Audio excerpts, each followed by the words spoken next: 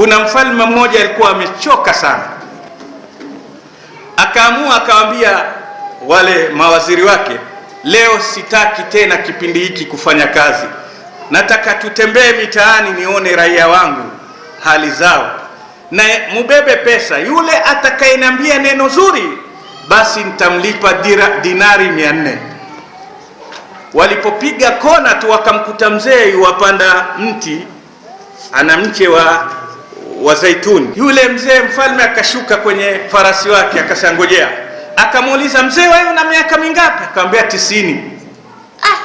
90 na huu mti wa mzeituni mpaka kutoa matunda unachukua miaka mingapi? Amwambia 20. Ina maana kwako itafika 110. Hivi wadhania utaweza kula wewe mti huu? Asema, babu zangu walipanda, wajukuu tukala, na mimi napanda, wajukuu zangu watafanya nini? Mfalme asema mpe. Akapewa dinari 400. Babu akacheka sana. Mfalme anamwambia, mbona acheka, umenidanganya? Sasa sija kudanganya. Sasa mbona acheka? Asema, babu zangu huvuna baada ya miaka 20, mimi napanda leo na nishavuna dinari 400 leo. Mfalme asema mpe. Akaongezwa tena dinari 400. Mzee akacheka sana. Na sasa acheka nini? Amwambia, babu zangu wavuna mwaka mara moja, mimi nishavuna mwaka mara ngapi?